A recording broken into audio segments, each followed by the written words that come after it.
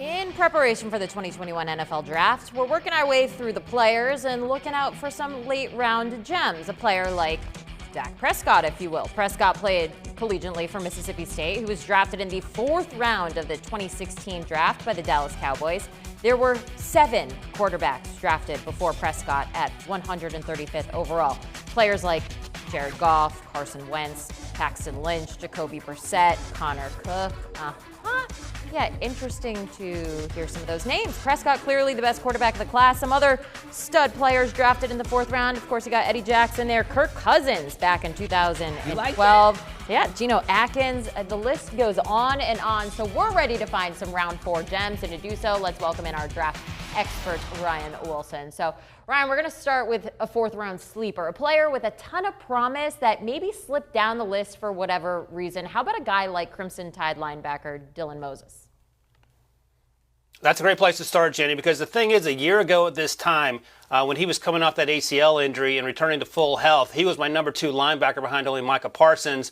But things just didn't work out over the course of the season for Dylan Moses. We saw glimpses of the player that was truly special before that ACL injury, but it didn't happen week in and week out. He wasn't able to put it together. Doesn't mean he can't do it. We just have yet to see it. And sometimes, realistically, it takes a year, more than a year sometimes, to recover fully from ACL. And it's less about the physical and more about the mental. You see him flying around here, and we saw part of that happen. A few plays a game, but it just wasn't a complete effort. Right now I have him as my linebacker 12, which I'm sure he would take offense at. But as you know, you can find value in the 4th round, and there's a chance that he falls to the 3rd or 4th round and becomes the player that we're used to seeing, in which case a team is going to get a great value. So to quote Kirk Cousins, and Tommy Tran quoting Kirk Cousins, how you like that? Is what Dylan Moses could say a year from now when he finds his form and perhaps slips into the 3rd or 4th round. How you like that? All right, let's look at some playmakers expected to go in round 4. We've seen it before. We're looking for it again. A player like Michigan's wide receiver, Nico Collins. He opted out of that 2020 football season, but could make a big splash in the NFL, right, Ryan?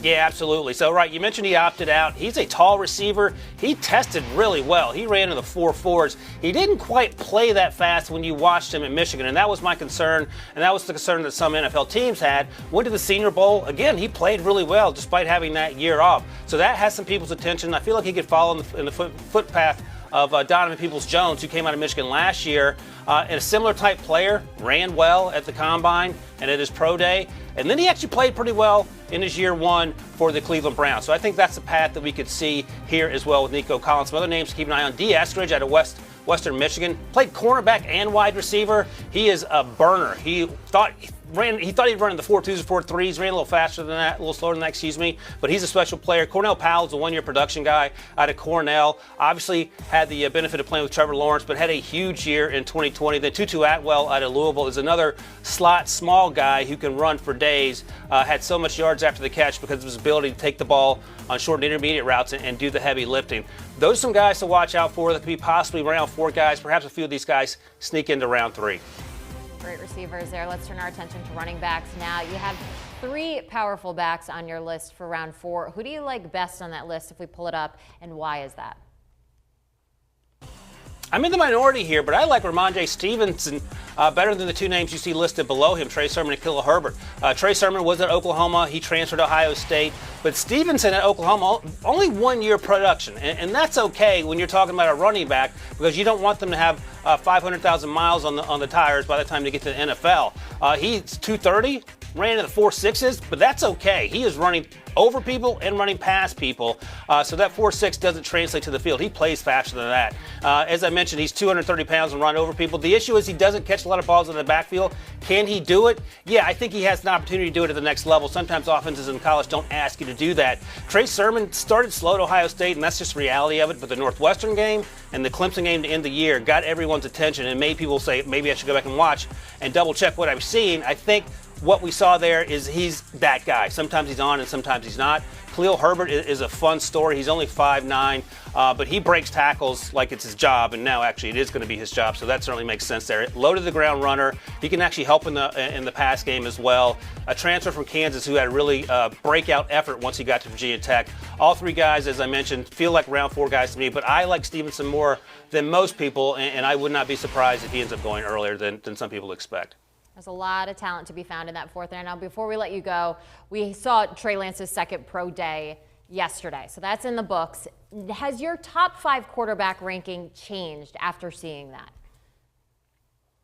It hasn't, Jenny, but it's funny that you bring that up because after Mac Jones' pro day, everyone was on Mac Jones. After Justin Fields' second pro day, everyone was on Justin Fields. And after Trey Lance's second pro day, now everyone seems to be turning the corner on Trey Lance. So I think the trick is you have to be the person having the last pro day right before the draft in order to get the media on your side. So maybe Mac Jones can reschedule his pro day and Trevor Lawrence can have another one just for fun. But they're all the same for me. So for me right now, it's Trevor Lawrence, Zach Wilson, then Mac Jones, which gets people angry, Justin Fields, and Trey Lance. That's where I'm at. That said, I think all 5 guys are gone in the top 12. Because they're going to be really good football players. They all bring something different to the table, of course. Mac Jones is the one that doesn't belong there if you're doing the athleticism test. I like it. That's fine. We can get over that part. But still, Trey Lance is going to be a good player. It's just a matter of him growing into that role after only 17 starts against FCS opponents throughout his career.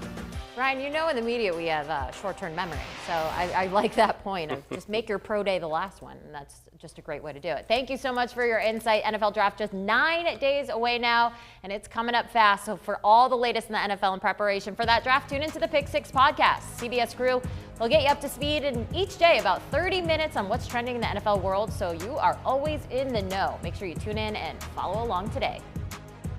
Do you want a sports network that delivers everything that matters about the game? The highlights, the picks, the instant analysis, no yelling, no fake debates, no politics. Hit the subscribe button and never miss a moment.